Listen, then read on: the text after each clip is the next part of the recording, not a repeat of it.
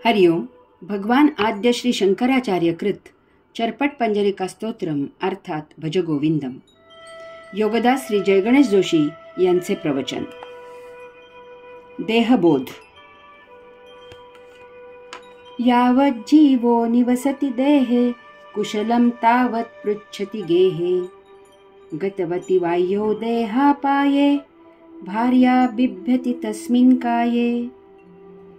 जोपर्यंत देहात प्राण आहे तोपर्यंत सर्वजण त्याची ख्याली खुशाली विचारतात, परंतु देहामधून प्राण निघून गेल्यावर त्याच्या पत्नीला सुद्धा त्याच्या मृत शरीराची भीती वाटते. नेहमीप्रमाणे वीज गायब झालेली आहे. नेहमीप्रमाणे रहदारीशी आपला काय संबंध? अशा थाटात रहदारी नियंत्रक पोलीस रस्त्याच्या एका बाजूला कोंडाळे करून आपापसात गप्पा मारत आहेत. नेहमीप्रमाणे प्रत्येकाला दुसऱ्याच्या आधी पुढे जायची घाई झालेली आहे. त्यामुळे अफलातून नगरीतील ऐन रहदारी असलेल्या चौकात वाहतुकीची कोंडी झालेली आहे आणि अचानक चौकाच्या मध्यभागी बसवलेला कोण्या नेत्याचा पुतळा हातवारे दाखवून रहदारीचे नियंत्रण करू लागला तर ते दृश्य पाहणाऱ्याचे काय होईल? दुसरे काय होणार? समोर जे काही घडत आहे ते प्रत्यक्ष पाहत असूनही त्यावर कोणाचाही विश्वास बसणे शक्य नसते. त्यामुळे बहुसंख्य लोक भीतीने आपापली वाहने तेथेच सोडून भूत भूत असे ओरडत पळत सुटतील. उरलेले लोक तेवढेही पलायनवादी धैर्य अंगी नसल्यामुळे बोबडी वळून तेथल्या तेथेच थिजल्यासारखी खाली कोसळतील. पोलिसांचे काय? समोरच्या दुकानातून नेहमीप्रमाणे उधारीवर नारळ उदबत्ती आणून पुतळ्याची पूजा करतील आणि त्याला साकडे घालतील की नेहमी असाच सुप्रसन्न हो. आपणा सर्वांचे हे असेच होत असते. ध्यानी मनी नसताना एखादी अनपेक्षित घटना घडली की आपण विचलित होतो. अशा वेळी प्रसंगावधान राखून कृती करावी लागते, परंतु आपण पूर्णपणे भांबावून जातो आणि त्या वैचारिक गडबडीत जे करू नये तेच नेमके करतो किंवा निदान अशा वेळी जे करायला पाहिजे ते करत नाही. हजारो वर्षांच्या इतिहासापासून आम्ही काहीही शिकायला तयार नाही. मोगलांनी भारतावर हल्ला केला की सर्वजण पळत सुटत होते. हे थांबवायला छत्रपती शिवाजी महाराजांना जन्म घ्यावा लागला. ब्रिटिशांनी पाशवी अत्याचार केले तर एकवटून त्याचा मुकाबला केला नाही. कोणी स्वातंत्र्याची हाक देत नव्हता. ब्रेड टाकलेल्या विहिरीतील पाणी प्यायल्याने आमचा धर्मभ्रष्ट होत होता आणि आम्ही बाटवले जात होतो. कोणी धर्माची सत्य ओळख करून देत नव्हता. त्यासाठी हिंदवी स्वराज्याची सिंहगर्जना करायला, गीतेचा कर्मयोगी हा रहस्यभेद करायला लोकमान्यांना जन्मावे लागले. यामुळे काय झाले? काहीही झाले नाही. काहीही फरक झाला नाही. मुंबईला 2-4 आतंकवादी हजारो जणांच्या जनसमुदायाला घाबरवू शकले. शेकडो जणांना ठार मारू शकले. हजारो जण एकवटून एल्गार करत धावत जाऊन त्यांच्यावर तुटून पडले नाहीत. आम्ही चटकन स्वतःपुरते पाहतो, स्वतःची चामडी बचावतो, परंतु स्वार्थ सोडून अशा वेळी एकत्र येत नाही, संघटित होत नाही. मनात आपापसातले हिवेदावे धरून जातीयवादाला घट्ट पकडून आम्ही संघटित व्हायला तयार नाही. असो, हे थोडेसे विषयांतर झाले. येथे अचानक होत असलेल्या देहावसानाचा किंवा केव्हाही देहावसान झाले तर ते अचानक झाले असेच समजणाऱ्यांचा जो या स्तोत्राशी संबंध आहे तो येथे समजावून घेऊयात.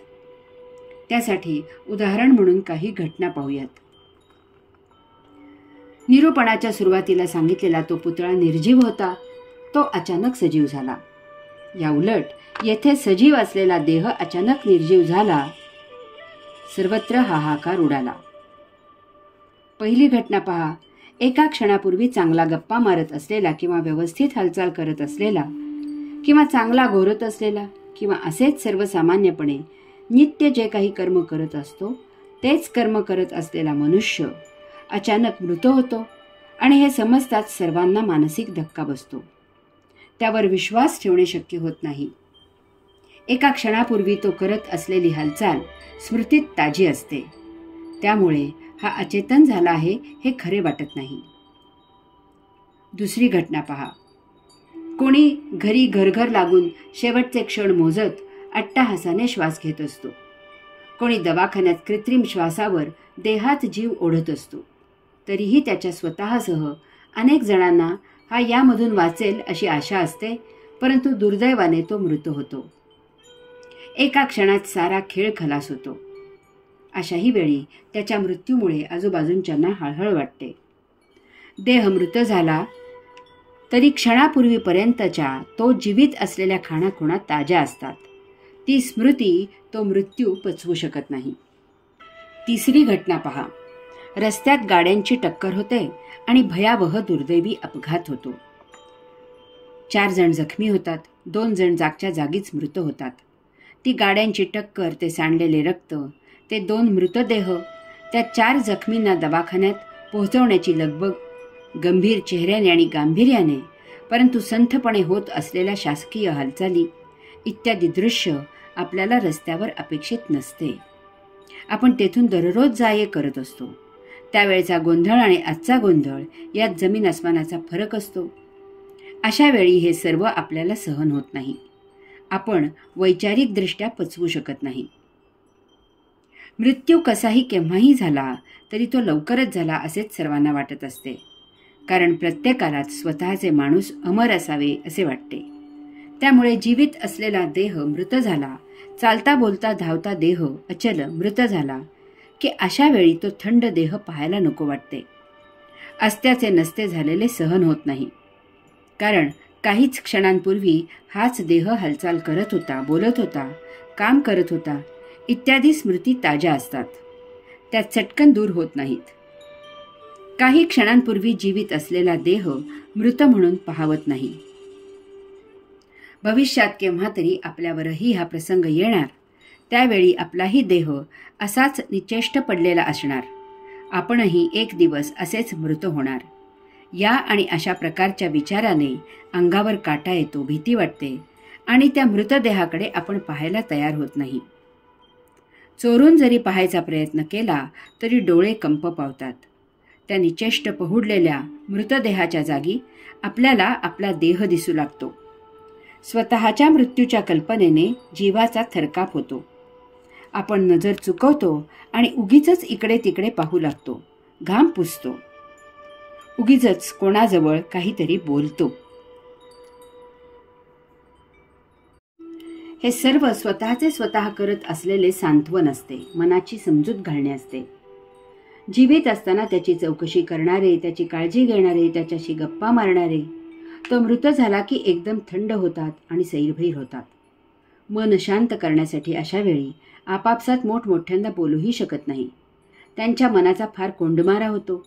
एकतर ते दबल्या आवाजात अश्रूंना वाट मोकळी करून देतात, किंवा त्या मृत व्यक्तीच्या आठवणी सांगू लागतात, किंवा इतर कोणाचे मयत पोहोचवण्याच्या हकीकती सांगू लागतात.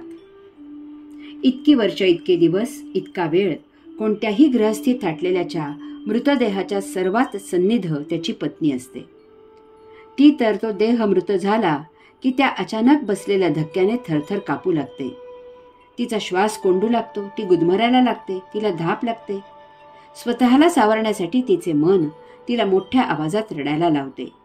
एरवी श्वास घेणे, धाप थांबणे शक्य होत नाही. ती पतीच्या आठवणींमागून आठवणी सांगू लागते. कसेही करून स्वतःचे मन सावरून प्रसंगाला उभे राहण्यासाठी ती धैर्य गोळा करते. निरूपण पुढे सुरू सांगायच्या आधी असेही नमूद करावयाचे वाटते की अशा वेळी मयत पोचवण्याची सेंचुरी पार केलेले अनुभवी जन, किंवा तेथे कोणी असल्यास संन्यासी योगी प्राप्त परिस्थिती मान्य करून एका बाजूला मयत पोहोचवण्याची तयारी करत असतात. ते अनुभवाने तावून सुलाखून निघालेले असतात. त्यामुळे ते रडणाऱ्याला रडू देतात. कारण दुःख हलके करण्यासाठी, रडणे थांबवण्यासाठी रडणे सुरू ठेवणे हाच एकमेव उपाय असतो हे त्यांना माहीत असते. निरूपणाच्या येथपर्यंतच्या पार्श्वभूमीवर या स्तोत्रात भगवान आद्य श्री शंकराचार्यांना काय सांगायचे आहे ते पुन्हा एकदा पाहूयात. ते सांगतात की जोपर्यंत देहात प्राण आहे तोपर्यंत सर्वजण त्याची ख्याली खुशाली विचारतात, परंतु देहामधून प्राण निघून गेल्यावर त्याच्या पत्नीला सुद्धा त्याच्या मृत शरीराची भीती वाटते. हे असे का होते याचे कारण आतापर्यंतच्या निरूपणावरून स्पष्ट झाले असेल. व्यक्ती मृत झाली म्हणून तिच्याबाबत इतरे जन किंवा स्वपत्नी उदास होते असे नव्हे. व्यक्ती मृत झाली म्हणून लगेच त्या व्यक्तीबद्दल माया कमी झाली असेही नाही. व्यक्ती मृत झाली की त्याच्याबद्दल असलेला आदर लुप्त झाला असेही नाही. तर हे सर्वजण स्वतःला सावरायला लागतात. त्या प्रसंगांमधून बाहेर येणे क्रमप्राप्त असते. त्यासाठी हा सारा प्रयत्न असतो. अशा वेळी आपली अशी काही परिस्थिती होऊ नये यासाठी प्रत्येक मानवाने देहबोध करून घेणे अत्यावश्यक आहे. म्हणजे आपल्याला देहाची क्षणभंगुरता आणि आत्म्याचे अमरत्व समजते. त्यायोगे जीवन जगताना आपण प्रत्येकाकडे देहभावाने नव्हे तर आत्मभावाने पाहू लागतो. देहाचा उपयोग आयुष्य जीवित ठेवण्यासाठी असतो आणि आत्मभाव जागृतीचा उपयोग जीवन जगण्यासाठी असतो हे उमजते. त्यावेळी भेद समजतो की देह भौतिक वस्तू जगताच्या भोगापवर्गतेत रुतणारा असतो आणि आत्मभाव वैश्विक सृष्टीलीला अनुभवण्यासाठी असतो. आता कोणी भेटले की आपण त्याची देहभेट न घेता आत्मभेट घेतो. आत्मभाव जाणवू लागला की देहभावामुळे आकलन होत असलेल्या भौतिक दृश्यामधील वैश्विक परम अदृश्य दिसू लागते. आकारातील निराकार खुणावू लागतो. रूपामधील आल्हाददायक अरूप सौंदर्य जाणवू लागते. शब्दामधील निशब्द ऐकू येऊ लागतात. भौतिक गोंगाटामधून मौन साद घालू लागते. देहभावामुळे विश्वाच्या परिघावर भरकटलेले आपण आत्मभावामुळे विश्वाच्या केंद्राकडे यात्रा करू लागतो. देहभाव क्षीण होऊन आत्मभाव उदित झाला की आपल्या जीवनातून सुखदुःख हद्दपार होतात आणि तेथे आनंद उदित होतो. त्यायोगे कैवल्य प्राप्त होते. देहबोधासाठी आध्यात्मिक प्रवचने ऐकणे, त्यावरील साहित्य वाचणे, या सर्वांचा अभ्यास करणे याला अन्य पर्याय उपलब्ध नाही. झालेला देहबोध आचरणात येण्यासाठी आपला आपण योगगुरू शोधावा. जमेल तितके त्याच्या सानिध्यात असावे. त्यायोगे आत्मबोध प्राप्त करून देह आणि आत्मा यांचे पृथक्करण समजावून घ्यावे आणि याच्या अतीत कैवल्यात जीवन जगावे. आता देहबोधाने मरणधर्मा असलेल्या देहाची सत्य ओळख होते. देह पतन झाले तरी अमर आत्मा पुढील यात्रेला सुरुवात करतो हे आत्मबोधाने ज्ञान होते. देह मागे राहतो, त्याची भीती राहत नाही. आपण जुने कपडे बदलतो आणि नवीन कपडे परिधान करतो. आपण जुने घर बदलतो आणि नवीन घरी राहायला जातो. आपण एक एक स्टेशन घेत घेत यात्रा करत असतो. तसेच एक एक जन्म हे आपल्या जीवनातील एक एक स्टेशन आहे. कपडे बदलल्याप्रमाणे, घर बदलल्याप्रमाणे एक एक जन्म घेत घेत आपण विश्वाची यात्रा करत असतो. यात अनेक सोबती भेटतात आणि विदा होतात. तसेच मृत्यू म्हणजे आता हा देह बदल होत आहे हे उमजते. देह ज्या पंचमहातत्वांमधून निर्मित झाला होता, आपण या जन्मापुरता तो धारण केला होता, त्या पंचमहातत्वात तो पुन्हा विलीन होण्यासाठी त्याची व्यवस्था लावली जाते. मृत्यू हा एक दुर्लभ योग आहे. ती नवजीवनाची सुरुवात आहे. तो एक नवीन यात्रेचा आरंभ आहे. त्याचे सहर्ष स्वागत करावे. सहलीला जाताना जसा उत्साह असतो तशाच उत्साहाने मृत्यूला ये म्हणावे. जर मृत्यू सुहास्यवदने झाला तर पुढील जन्म सुहास्यवदने होतो. यातच प्रथम देहबोध करून घ्यावा.